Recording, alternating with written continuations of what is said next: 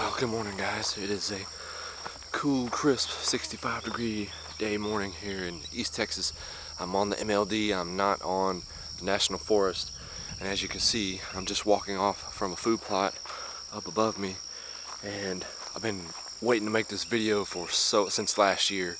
But today, we're going to talk about 3 examples of buck bedding here in East Texas. And the only reason I'm confident in making this video for you guys is that I jumped these deer. I know there were bucks laying here. I verified it. So I've been wanting to officially come back, kind of review these spots, and considering the time of year, look at them on the map, show you guys where they are on the map, and see if it makes any sense to us, which I think it does. I mean, I have a good idea on where they were and why they were. So a little different out here. You can see up there, we just left about a 3/4 acre food plot. I want to get back in here and find this first bed. Of course, it's probably not going to be worn down, but they were laid in at the time that I found them. So popped off this trail, already looking a little bit familiar, right? It's like behind a food plot, down a hill, next to a cutover. So we'll show you that on the map once we get there. So let's get off in there, find it. Okay, so we're down behind this food plot, where this little transition area kind of valley gets down and then goes up to another clear cut. And I found this because I had a camera over here on a scrape. I came to check it. Really didn't have anything on the camera, but there was a rub line 5 yards behind the camera. So I really don't know if I spooked him. It could be a bad part on me. But I followed that rub line. I got down here and there was a trail down in here, and it led to right here to this little cave. And then you're about to see it. It's pretty cool. So I'm gonna flip you around here. I'm gonna walk you in to the last, maybe 3 or 4 yards into the bed, and I'm gonna stop her and look at it.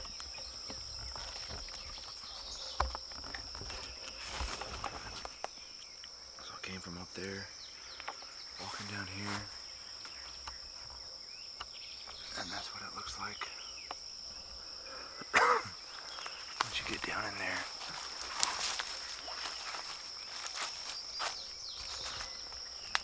So right here, you can see there's a trail back there. There's a trail right there. And right here seemed like more so it was laying over here, but there's a lot of deadfall in here now. But get in here and turn around, and that's kind of what he's looking out at. And this is absolutely a ton of shade right here. The leaves overhanging on this little scrub oak and all this brush around him. You can kind of see where this was probably nipped up. This is all nipped off. That's all new growth. All this little browse, that's just eye level. And at the time, it seems like there was some poop in here, but I don't really see anything of telltale signs right now. But anyway, this is just a little pocket. I'm gonna step back out and we'll flip around and look at it.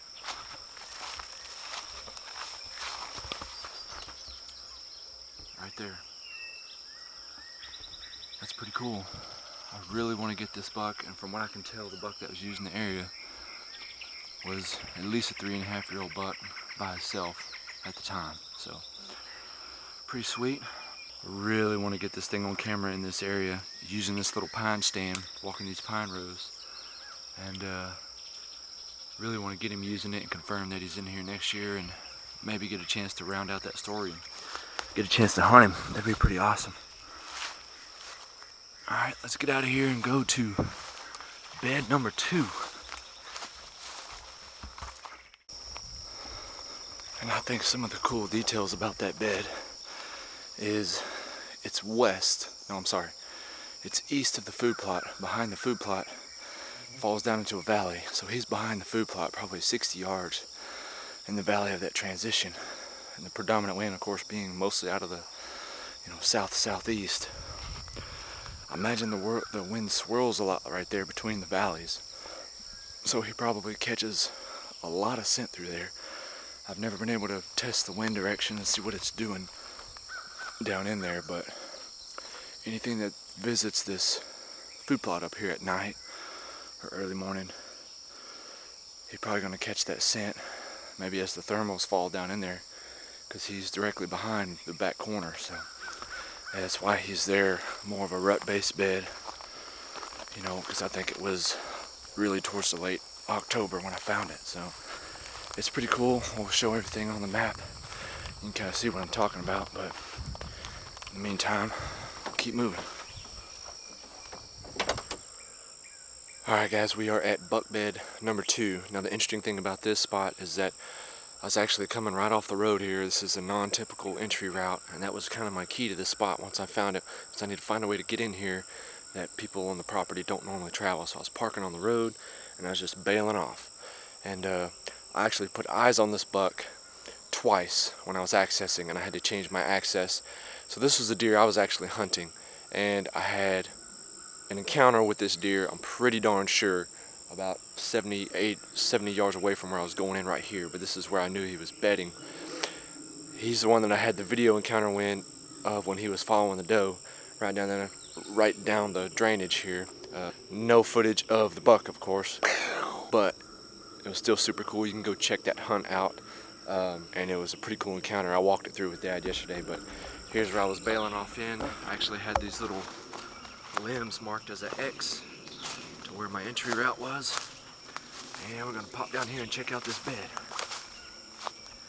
So what I did is I'm only about 50 yards off the road, and that was what's so great about this spot. It's just like you're coming in, setting up, you know, minimal boot traffic, minimal intrusion. You're setting up, and it's like you're just kind of taking advantage of that window into this bottom. And twice I got right here, and this buck stood up right over here in this hole, and I could see just his head.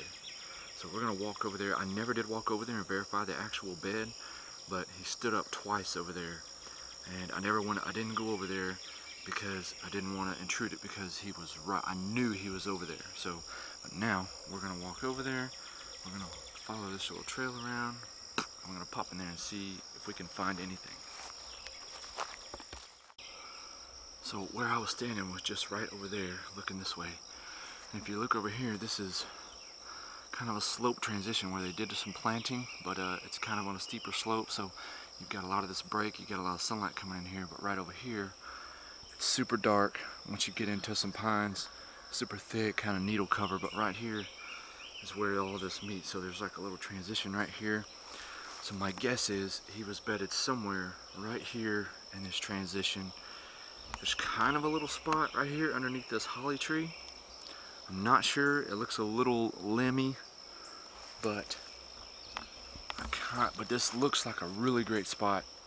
It could have been, there was another spot right over there in that little pocket that I thought he could have been in. It's hard to tell. He could have been a little further over here.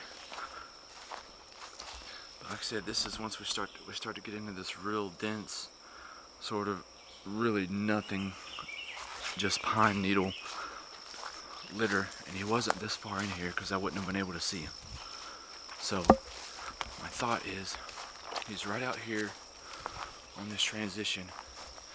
And the cool thing about this, so we got the road up to the left running east and west.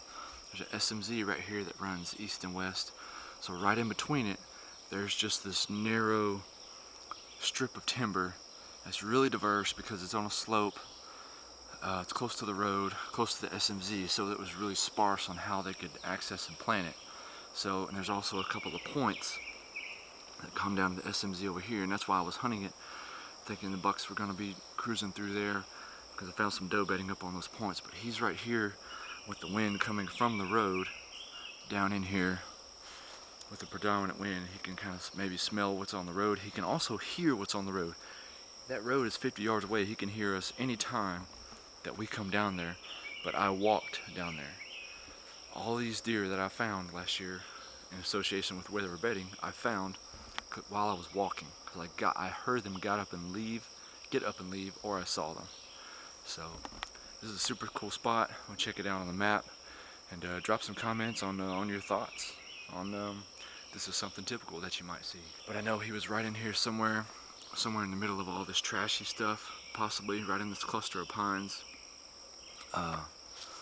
right in the middle of all this vines, and there's also scrapes all along the base of this hill right here. So I had a shot, but couldn't make it happen. So let's move on to buck bed 3.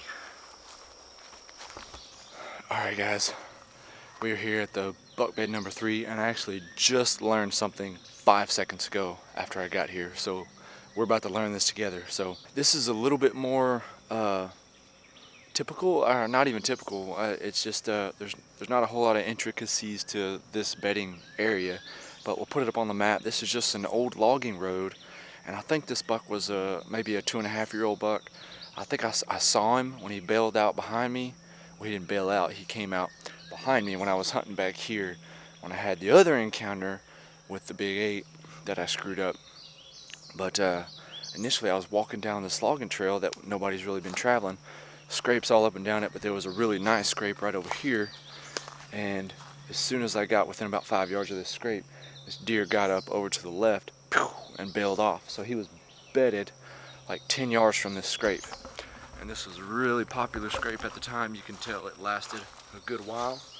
It could actually still be being tended to a little bit, just right here on the edge of this yaupon. You tend to see a lot of this yaupon reaching out on the logging trails, and they make really good scrape areas too. So, but over here is where this buck was bedded.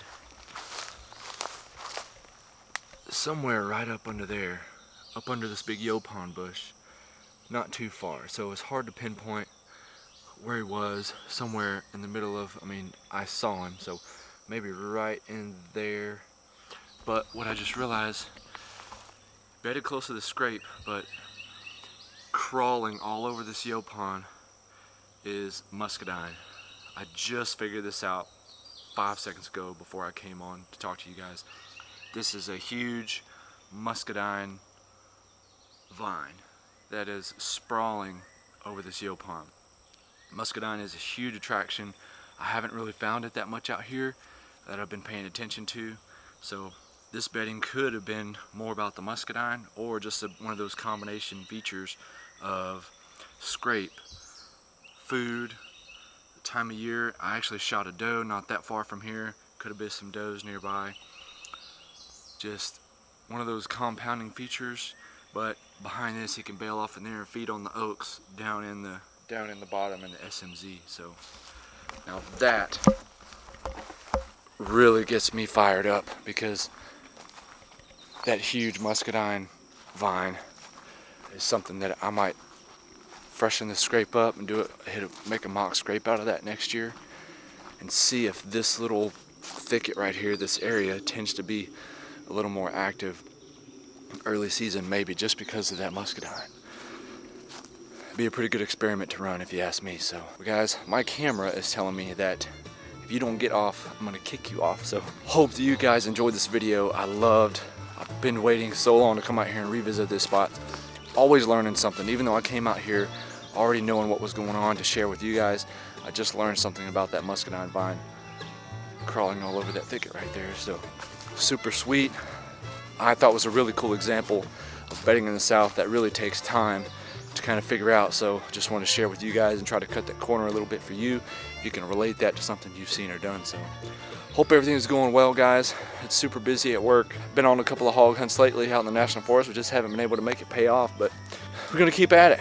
It's gonna be a fun summer. We're already getting ready for season out here on the MLD, and checking on the food plots and making some plans.